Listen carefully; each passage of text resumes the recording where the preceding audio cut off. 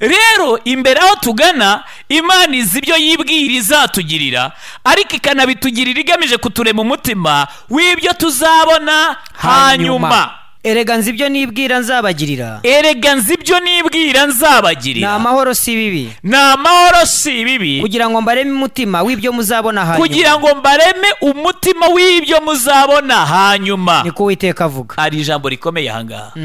Satani kumenya ko ari umutubuzi ahita kwereka ko bikomeye kuruta ibyo wigeze kubona byose. Yego cyane.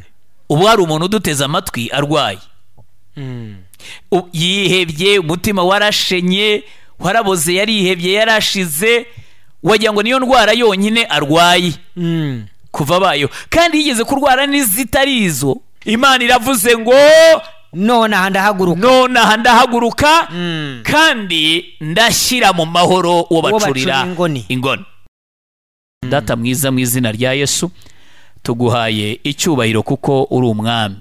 Tugushimiye imbabazi n'ubuntu ugira, tugushimiye urukundo rwawe, tugushimiye ineza yawe itarondoreka mwami. Icyubahiro reka kibi cyawe muri byose, mu izina rya Yesu. Ngwino uvugane natwe, uvugane n'imitima yacu, uvugane n'ubwenge bwacu, uvugane n'ubugingo bwacu.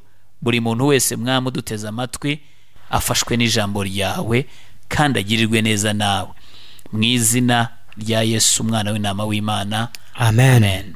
Amen. Ya murakoze cyane. Rero reka tuganire ku ijambo ry'Imana turi busange mu gitabo cy'Abaroma igice cyaho cya 8.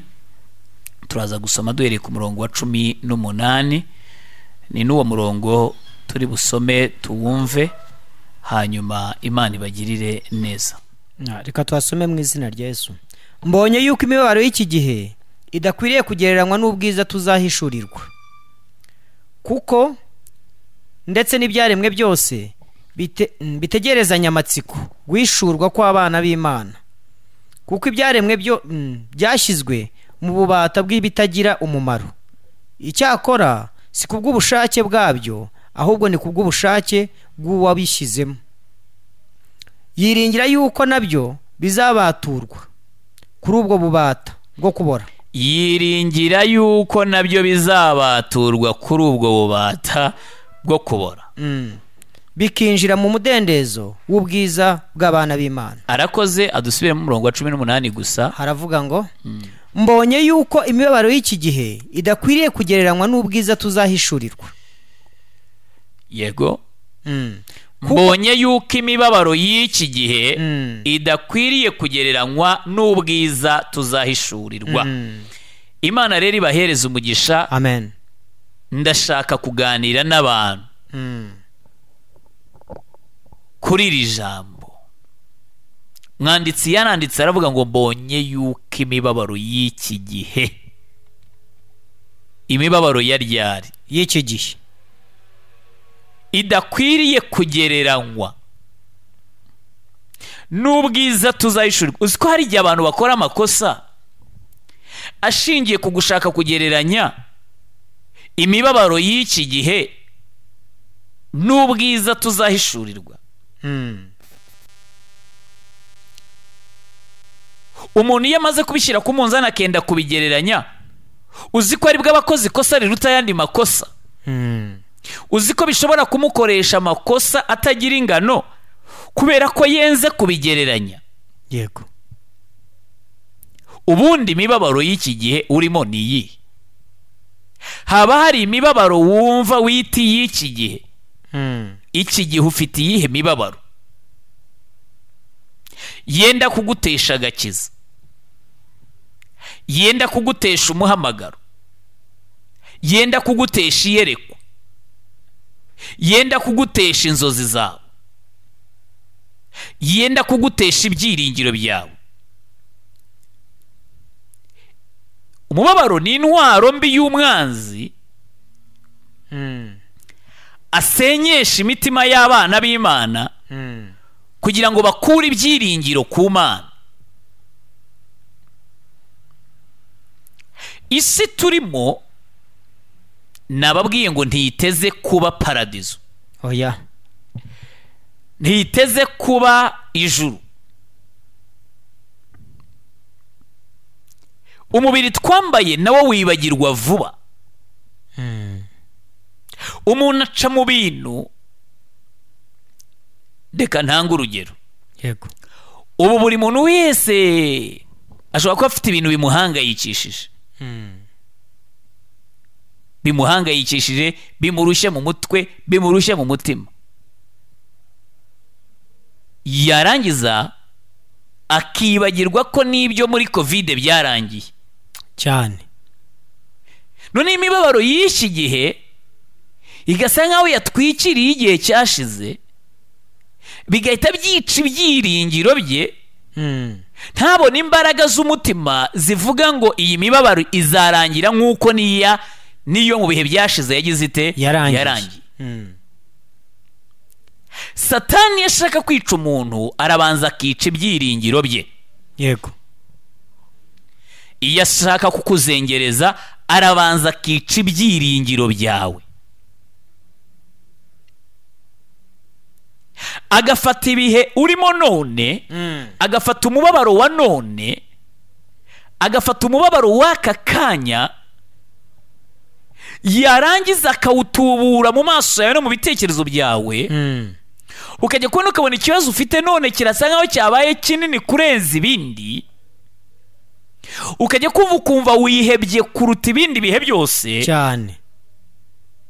wajya kumva ishavu n'agahinda byuzuye, umutima ukenda kumeneka, ukumva ngira ngo nturi buramuke. Ndagira ngo mbwire abantu ngo Satani ni umutubuzi.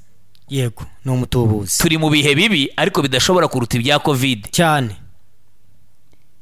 Ubwo ibya covid byarangiye bisobanuye ko n'ibi bihe bibi bizagira bite? Bizarangira.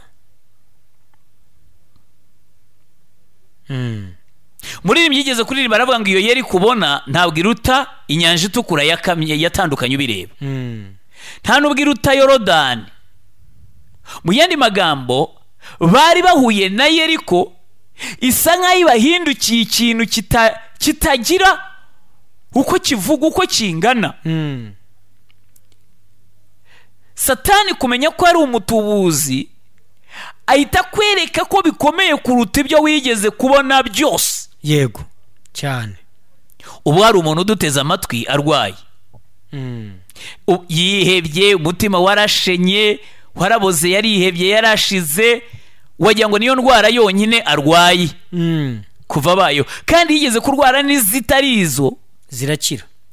Agenda akaba mu bitaro akamara y'imyaka na myandika abantu bose baramuhebye. Hanyuma uyu munsi arimo arakangwa n'indwara yamufashe kandi ari no mu rugo cyane. Yarigeze kubaho atunzwe n'amaseromo abantu baramuhebye. Ubu wareba akarwara akamukanga, wareba akarwara akamuhangayikije. Ariko ko Satani aba yagatubuye, umuntu ajya kumva neza agiye gukararutana yayindi yamumajije ukwezi mu bitaro. Imana imfashe abantu baze kumva ikintu ndimo gushaka kuvuga. Iyo yari kubona ntabwo iruta inyanja itukura yatandukanye ubireba. Mvuze iki? Iyo yari kubona ntiruta Yorodani yakamye ubireba. Yego. Mu yandi magambo ndashaka kubwira abantu baneze amatwi uyu munsi ngo ikibazo bafite none ntabwo kiruta ibibazo byose Imana yagukuyemo cyane. Mvuga ya magambo, iyo twambukije inyanja itukura yatwambutsa na Yeriko. Yego. Iyo twambukije ya nyanja itukura yatwambutsa na Yorodani cyane. Hallelujah. Amen. Mvuga ya magambo ndashaka kuvuga iki? Icyo Satani yatubura agashaka ni ukwica ibyiringiro byawe, kuko hatari ibyiringiro no kwizera ntigushoboka cyane. Kwizera gushoboka ryari? Kwizera gushoboka iyo umuntu afite ibyiringiro adashidikanya ko bitazaba.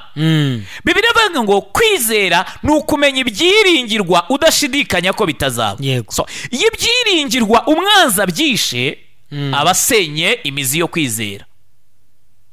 Kandi yo kwizera kudahari imisozi ntiyimuka. Ntabwo yimuka. Urumva ko mu rugamba Satani arwana ni ukugutuburira kukwereka ko inzara wumva mu rugo none. Yego. iruta niyo muri warwaye ryari cyane, ikaruta niyo muri tronkome, ikaruta niyo muri ruzagayura, ikaruta n'inzara zose zigeze kubaho mu bihe. kumva urapfuye, kumva urarangiye. Iyo ibyiringiro bimaze gupfa, kwizera guhita mu mutima hahita habyuka gushidikanya, kwizera kukaba kurarangiye. Iyo kwizera gusenyutse, ntabwo umuntu ashobora gukorera Imana, ntashobora kunezeza Imana, nta nubwo ashobora gukorana nayo mu bihe kugira ngo ace mu bihe. Ndagira ngo mvuga aya magambo, bene data, Imana kimwe mu bintu ikeneye ni wowe gukorana nayo. Yego, dukorana n'Imana iyo dufite umutima umeze neza, wuzuye ibyiringiro. Umutima umeze neza ni umutima wuzuye ibyiringiro. Yego, uwo muntu aba ashobora gukorana n'Imana. Bivuge muri aya magambo, abona akarwara afite none akagasuzugura cyane, akavuga ati yewe imibabaro y'iki gihe nta nubwo nayigereranya n'ubwiza tuzahishurirwa, kandi uko nyireba nta nubwo irutiye ahashize cyane. Yasuzugura imibabaro y'iki gihe, agahita abona imbaraga z'umutima zizamuye ibyiringiro, bikubaka kwizera, kwizera kugaca muri ibyo bikomeye cyane. aho kwizera kutari, ntago abantu bazaca mu bikomeye tunyuramo. Yesu wacu ashimwe cyane. Amen. Haleluya. Amina. Ntago abantu bazaca mu bintu bikomeye tugira dute tunyuramo. Ni ngombwa cyane ko umuntu agira ate, ko umuntu yumva yemera ko akomeza kugira ibyiringiro,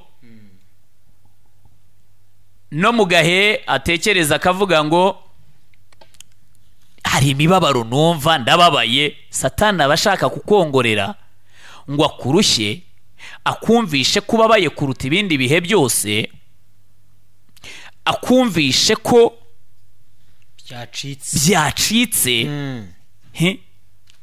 Noneho wibagirwa imirimo Imana yigeze kugira ite kugukorera, wibagirwa imirimo Imana yigeze kugukorera, wibagirwa ibitangaza Imana yigeze gukora. Ubwo dukorana nayo, abantu bakwiye kumenya ukuntu bakorana n'Imana, bakamenya ukuntu bakorana n'Imana mu kwizera, bakamenya ukuntu bakorana n'Imana mu kugumana ibyiringiro, bakamenya ukuntu bakorana n'Imana mu buzima bwabo bwa buri munsi. Barangiza bikabaha kurinda ibyiringiro by'umutima wabo, kugira ngo Imana ibone ukuntu igira ite, ibone ukuntu ikomeza kugendana nabo mu bitangazi bakorera no mu mirimo bakorera ya buri munsi. Yesu wacu ashimwe cyane. Amen.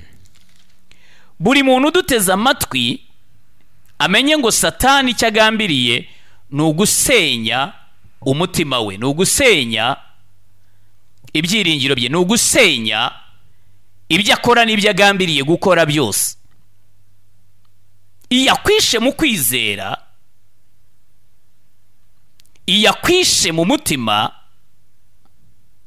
iyo akwishe mu byiringiro, aba abizi neza yuko gushidikanya kuri butuma utagera ku gitangaza cyane. Icyo gihe rero yari kubona, iyo yari kubona iba yamaze kuba mbi. Iyo yari kubona iba yamaze kuruhanya. Umuntu aba ashobora no kuhagwa, umuntu aba ashobora no kubirenganiramo. Tuvugana namwe rero turagira ngo buri muntu wese atekereze kuri iyo ngingo twarimo tuvuga. Yesu wacu ashimwe cyane. Amen. Twarimo tuvuga ngo mbonye yuko imibabaro y'iki gihe idashobora kugereranywa n'ubwiza tuzagira gute, tuzahishurirwa. Ubwiza tuzahishurirwa, tuzabuhishurirwa ryari, tuzabuhishurirwa nande? Genda baradusomera igitabo cy'Abakorino ba mbere, Abakorino ba kabiri igice cyaho cya 6 umurongo wa mbere. Badusomera uwo murongo kugira ngo muwumve neza. Haravuga ngo kandi ubwo dukorana nayo turabinginga kugira ngo mudahererwa ubuntu bw'Imana gupfa ubusa. Bibiliya iravuze ngo kandi ubwo dukorana nayo turabinginga kugira ngo mudaherwa ubuntu bw'Imana kugira gute gupfa ubusa. Subiramo uwo murongo. Haravuga ngo kandi ubwo dukorana nayo turabinginga kugira ngo mudaherwa ubuntu bw'Imana gupfa ubusa. Kugira ngo mudaherwa ubuntu bw'Imana gupfa ubusa. Abantu benshi bahawe ubuntu bw'Imana ariko bapfiriye ubusa batabukoresheje kubera ko bananiwe gukorana n'Imana. Iyo umuntu ashaka gukorana n'Imana ikintu yitaho cya mbere ni ukurinda umutima we. Yego. Kurinda umutima we mu buryo bwiza ni ukudasenywa n'imibabaro y'iki gihe ngo iguteshe ibyindi byiringiro wari ugize ute wari ufite ku Mana. Hari ibindi byiringiro ufite ku Mana. Imibabaro y'iki gihe se igutesheje ite igusenye yite ibyiringiro byawe. Yego. Mvuge ya magambo ndagira ngo mvugane nawe ngo Imana yacu. Yego. Ihora ishaka yuko umuntu yubaka ku buhamya bw'ahashize bikamubyarira kubona ko ibintu byose bigize bite bishoboka. Yareba imirimo Imana yakoze ahashize, yakoze biriya, ikamuzamurira ibyiringiro bituma yumva asuzuguye n'ikibazo kimuri imbere uyu munsi. Amen. Iyo umuntu yamaze kumva ibyiringiro bizamutse mu mutima bibyara kwizera kukabyara igitangaza cyane. Kubera ko umuntu arimo kumva ko ibyo yanyuzemo ahashize bikomeye ndetse no kuruta iki ngiki. Ndabyemera ushobora kuba ufite ibihe bibi unyuramo none. Ndabyemera ushobora kuba ufite uburyo urwaye none. Ariko surabona ibyo bintu biruta ibintu byose wigeze kunyuramo. Oya. Iyo kunyujije muri bya bihe byose se ni gute hano itaha kunyuza?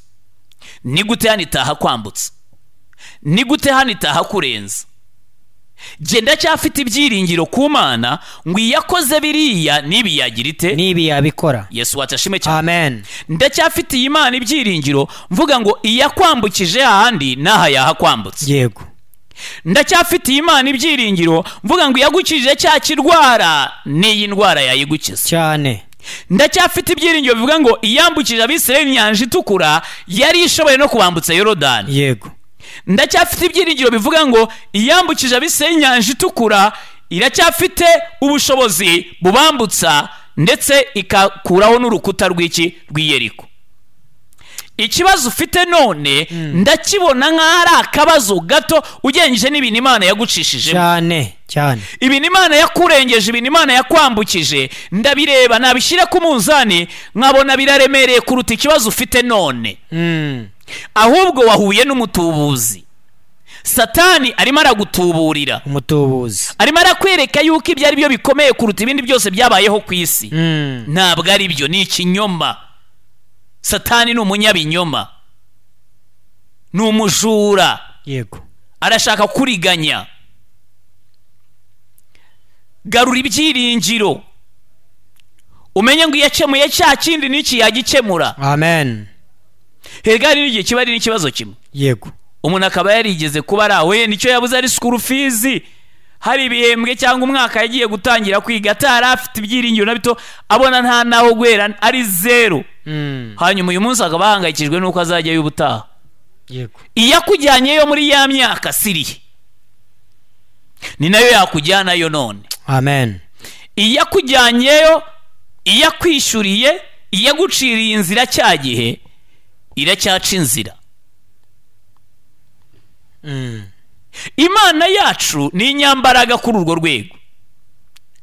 Ariko iyo abantu batamenye ko dukorana nayo ibintu byose birabacanga bagacanganyikirwa, barangiza umwanzi akabinjirira mu mutima agasenya umutima.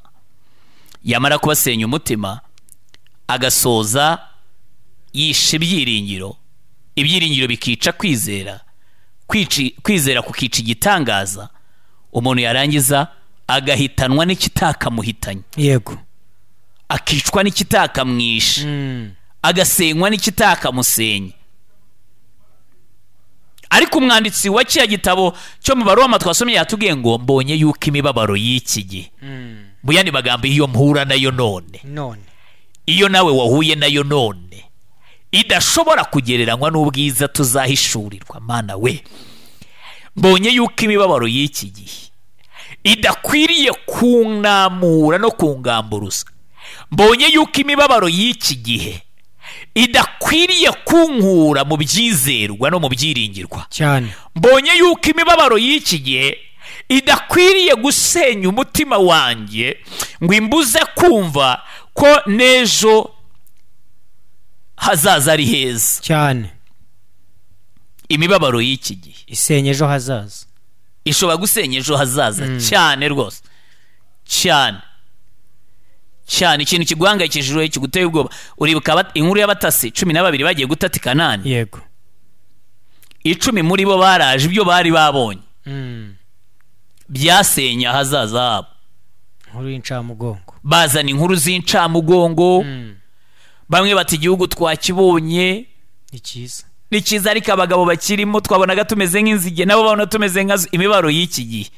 Barahangayika, bavuga ya ndongo,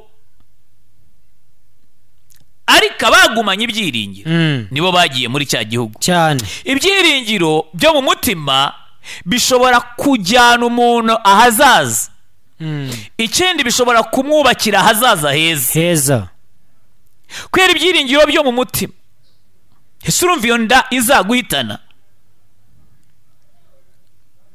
Hari umugore aba atwite afite inda, ngo ariko kuva yisamye ngo akajya yumva muri we harimo nk'ijwi rimubwira ngo none iyi nda sinzi ko nzayibyara amahoro cyane. Mu bitekerezo akajya avuga ngo ndumva sinzi ko iyi nda noneho nzayibyara amahoro, akabona naho bazamushyingura. Umuntu agahangayika, kandi ubwo si urubyaro rwa mbere, si urwa kabiri, si n'urwa gatatu. Uzi icyo aba yahuye nacyo? Ni umutubuzi, Satani. Arimo kumutuburira amwereka ko ikibazo yahuye nacyo kiruta ibibazo byose yanyuzemo. Agasa nk'uvuga ati noneho simbikira, ndapfa. Kandi kubyara kose ni ukubyara. Yego. No ku nda ya mbere wari buhagwe, no ku rubyaro rwa kabiri wari buhagwe, no ku rwa gatatu wari buhagwe. Ubwo Imana yagukijije bwa mbere ikakwambutsa ku rwa kabiri, ikakwambutsa ku rwa kugera aho ugeze aha uhangayikiye, naho Imana yahagucisha. Haleluya. Haracyari ibyiringiro mu izina rya Yesu. Amen. Haracyari ibyiringiro ku bantu baneze amatwi, ndabagira ngo haracyari ibyiringiro. Haracyari ibyiringiro yuko imibabaro y'iki gihe nayo tuzayisohokamo. Intambara turimo muri iki gihe tuzazisohokamo. Indwara wumva none hari ibyiringiro ko nayo uyisohokamo. Amen. Yesu atashime cyane. Amen. Haleluya. Buri muntu wese uneze amatwi unyumva, ndajya nkubwiye ngo imibabaro y'iki gihe ye gusenya ibyiringiro byakabaye bikubakira ejo hazaza. Ubuzima ubayemo iki gihe, kuko Satani we abarwana n'ikintu azi neza cyane. Arabiza akavuga ati uyu mutima we nugira amahoro, agakomeza kugira ibyiringiro, sinzamukira ejo hazaza. Byose azabigeraho. Buriya Satani aba abizi ko uzabigeraho cyane. Yarangiza akakuraza nabi, akakubuza amahoro. Uziko n'igihe umuntu yiherera akajya nkana, akajya yumva amarira atemba gusa. Yego. Uzi ko saba yakoze ni ukugereranya imibabaro y'iki gihe n'ubwiza azahishurirwa. Yego.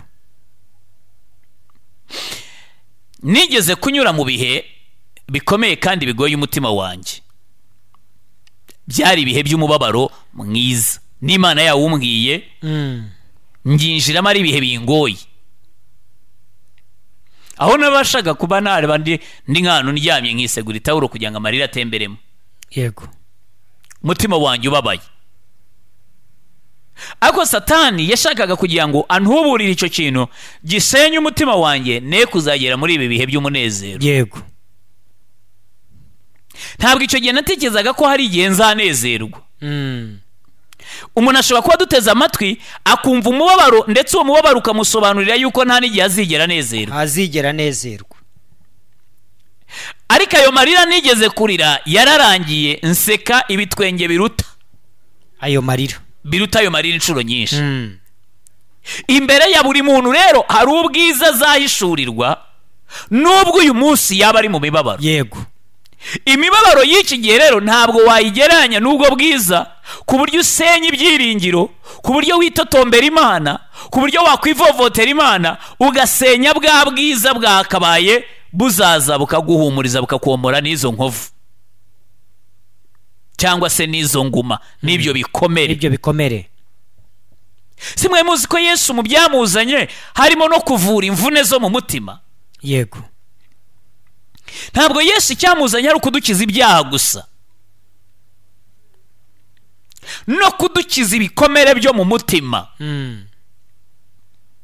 Hari ubwo umuntu rero yiherera amarira akajya atemba gusa yitekerejeho cyane, amarira agatemba. Burya imibabaro y'icyo gihe aba yayigereranyije n'ubwiza azahishurirwa.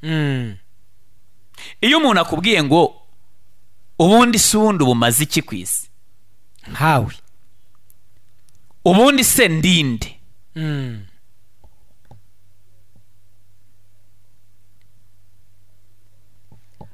Yesu ashimwe cyane. Amen. Mbereye hiki? Iyo umuntu atangiye kwibaza ngo mbereye hiki, imibabaro y'aho hantu ari aba yayigeranyije n'ubwiza azagira ate, azerekana, azahishurirwa. Mbese ejo hazaza he akumva ntabwo ubwiza bwaho n'ububi bw'ibyo arimo kunyuramo akabona byose ni kimwe, ngira ngo birutwa nuko yapfa akagira ate, akavuga ngo nta cyiza n'ubundi nteze kubona, akavuga ngo nta keza k'isi, nta heza hayo, nta heza h'isi. Kandi abarira none nibo bazaba baseka ejo hazaza cyane. Ariko kuko Satani ari umwanzi, umutubuzi, arafata akabazo kamuri imbere k'uwo munsi, yenda ubwo wenda ni n'umwenda w'amafaranga atanagira n'ibihumbi 50. Uzi ko umuntu ashobora kuba afite nk'umwenda w'amafaranga 10,000 ariko agahangayika akaba yarira akumva ngira, kandi ubwo yenda mu myaka iri imbere azaba atunze n'amamiliyoni. Yego, noneho ubwiza bw'ahazaza bugasenywa n'umwenda we uwafite none w'ibihumbi 10, 30, 50 cyangwa 20. Uwo mwenda ukamusenya umutima, ukamwica umutima. None Imana nayo igatangira ikavuga iti niyo wakabaye umutabara ndakorera he ku mutima yawunyimye. Iyo umuntu yujuje umutima w'umubabaro, Imana ibura ibiro yicaramo ngo ikore. Yego, iyi Imana iri bugukorere ikwicaramo. Bibiliya ivuga ngo nzatura muri bo, ngendere muri bo, nzaba Imana yabo, nabo bazaba ubwoko bwanjye. Yesu wacu ashimwe cyane. Amen. Mvuga aya magambo ndagira ngo mvugane n'abantu banteze amatwi. Imana ishaka gutura muri wowe. Buri hari ikintu kibi abantu batazi, ikintu cy'umubabaro cyangwa agahinda ni ikintu kigenda kikitereka mu ntebe y'Imana 100%. Cyarangiza kwicara mu ntebe y'Imana kikiterekamo mu mutima ndana ahantu Imana yakabaye yicara, ahantu Imana yakabaye ikorera. Noneho umuntu akaramya ikibazo aho kuramya Imana, kuko ikibazo nicyo yahaye intebe mu mutima. Yego, akagenda kumva rumva umutima wose washenye, akabira karira Imana yakabaye ikemura ikibazo ikabura aho yicara ngo ikemure ikibazo. Shakira Imana intebe, irukana umubabaro n'agahinda mu mutima wawe. Imana iracyari Imana. Irukana intimba n'agahinda mu mutima wawe. Yesu aracyari ku ngoma. Ibintu byose wumva bitsitse umutima wawe, bibuza amahoro umutima wawe, bikuremereye, ntabwo biruta iby'Imana ishaka kuzahishura. Ubwiza bw'Imana ishaka kuzagira ite, kuzaguhishurira. Yesu wacu ashimwe cyane. Amen. Haleluya. Haleluya. Ndashaka kugira ahantu dusoreza, ariko mbere yuko tunasoza, umuntu wese uneze amatwi yumve avuga ngo nanjye umubabaro w'iki gihe ntabwo ukwiriye kugereranywa n'ubwiza tuzagira dute, tuzahishurirwa.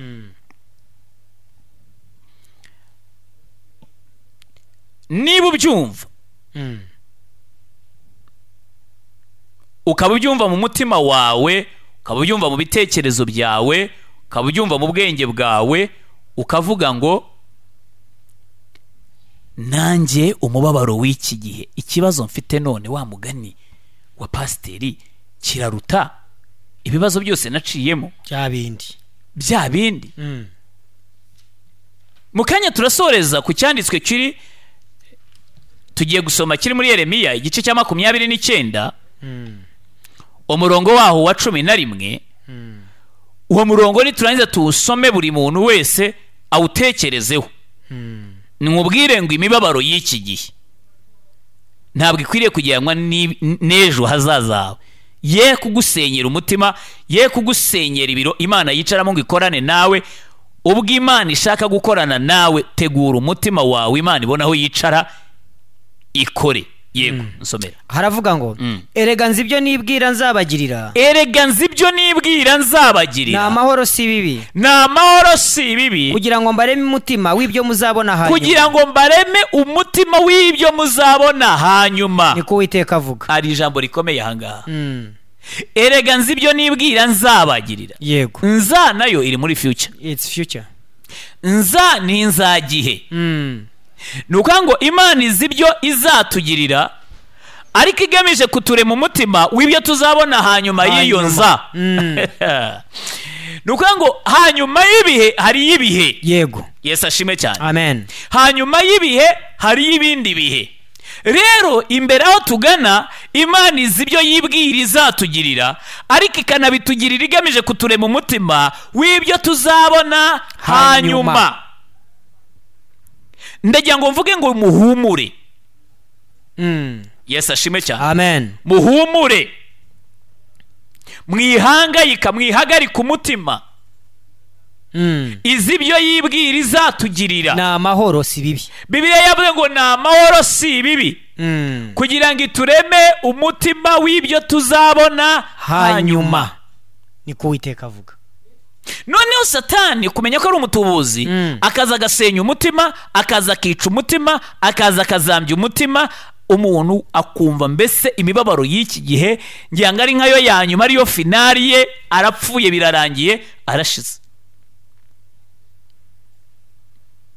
Zaburi 12 umurongo wa 6 turaza kuhasoma, naho haravuga ijambo rikomeye cyane. Niba hari abantu banteze amatwi barimo kunyumva ubu, navuga ngo uritega amatwi, urihindura iryawe nawe.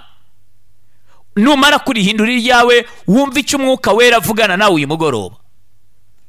Imibabaro y'iki gihe ntikwiriye kugereranywa n'ubwiza tuzayishurirwa. Imibabaro y'iki gihe ntikwiriye kugereranywa n'ejo hazaza Imana iguteguriye, ku buryo wakwiteranya n'Imana none ugahomba ejo hazaza, ku buryo wakwivumbura ku Mana none ugahomba ejo hazaza. Imibabaro y'iki gihe ntisenye umubano wawe n'Imana. Erega ari igihe umuntu ashobora kuba arwaye ikirwara.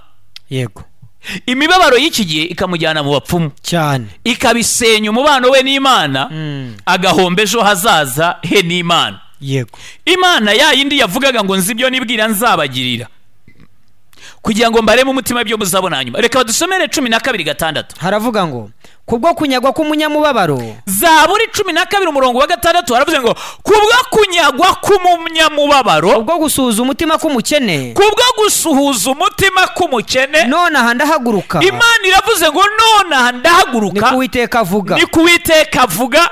Ndashyira mu mahoro uwo bacurira ingoni. Oh haleluya. Amen. Ndashyira mu mahoro. Hakuza Imana ivuga ngo ndashyira mu mahoro uwo bacunira ingoni, uwo bacurira ingoni. Imana ivuga ngo ndashyira mu mahoro uwo bacurira ingoni, uwo bacurira ingoni. Kubwo kunyagwa k'umunyamubabaro. Yahuye n'imibabaro y'iki gihe, afite ibyo yanyazwe se, arumva agahinda ari kose, arumva intimba ari yose. Kubwo gusuhuza umutima k'umukene. Bibiliya kubwo gusuhuza umutima k'umukene, none aha ndahaguruka. Bibiliya ngo none aha. Imana ntabwo ari kera, iravuga ngo none aha. Haleluya. None aha ndagira nte? Ndahaguruka. None aha ndahaguruka. Uwiteka avuga. Imana ihagurukijwe n'iki? ihagurukirwe n'ikintu kimwe ngo ndashyira mu mahoro uwo bacurira ingoni. Ndasenga isengesho muri uyu mugoroba ngo Imana igira abantu ishyira mu mahoro. Haleluya. Yesu ashimwe cyane. Amen. Ndimo ndasenga ngo Imana igira abantu igira ite ishyira mu mahoro. Ndashyira mu mahoro uwo bacurira ingoni. Imana nawe igushyire mu mahoro, we wanteze amatwi. Haleluya. Mu izina rya Yesu. Nsenga Imana igushyire mu mahoro. Amen. Ninginga Imana nawe igushyire mu mahoro. Amen. We wari wihebye, we wari ubabaye, we wari ushavuye, Imana yavuze ngo ndashyira mu mahoro uwo bacurira ingoni. Kubwo kunyagwa kwawe, kubwo kunyagwa k'umunyamubabaro, gusuza umutima k'umukene, kubwo gusuza umutima k'umukene, yitsa imitima, nonaha ndahaguruka, abuze imitima, yabuze epfo na ruguru, akajya asuza imitima, yitsa imitima. Imana iravuze ngo nonaha ndahaguruka, kandi ndashyira mu mahoro uwo bacurira ingoni. Ngiye kugusengera Imana ishyire mu mahoro, igira abantu ishyira mu mahoro muri mugoroba. Imana igira abantu ishyira mu mahoro. Data mwiza, mu izina rya Yesu ndagushimiye kubw'ijambo ryawe. Nguhaye icyubahiro kuko uri Imana kandi uri umwami. Haleluya. Ngushimiye imbabazi n'ubuntu ugira cyane. Ngushimiye urukundo rwawe ruhebuje byose. Ngushimiye yuko ujya uhagurutswa no kunyagwa kw'abanyamibabaro. Ngushimiye yuko ujya uhagurutswa no gusuhuza umutima k'umukene. Ngushimiye yuko ujya ushyira mu mahoro abo bacurira ingoni. Nsenga ndagira ngo urambure ukuboko kwawe mwami, ugira abantu ushyira mu mahoro uyu mugoroba, ubereke ko imibabaro y'iki gihe idakwiriye kugereranywa n'ubwiza bazahishurirwa, ubereke ko ejo hazaza haba ari heza. Shyira mu mahoro abatari mu mahoro, shyira mu munezero abatari mu munezero, shyira mu buzima abatari bafite ubuzima, baha ubuzima buzima. Cyaha imiraba, ucyaha imiyaga, ugamije gushyira mu mahoro abatari mu mahoro. Mwami Yesu, urambura ukuboko kwawe, ucyaha imiraba, ucyaha imiyaga, kugira ngo ushyire mu mahoro abatari mu mahoro. Ushyire mu mahoro abarira, ushyire mu mahoro ababoroga, ushyire mu mahoro abashavuye. Ndagushimiye ko wumvishe gusenga kwanjye, mu izina rya Yesu Kristo umukiza wacu. Amen. Amen. Amen. Imana iguhereze umugisha.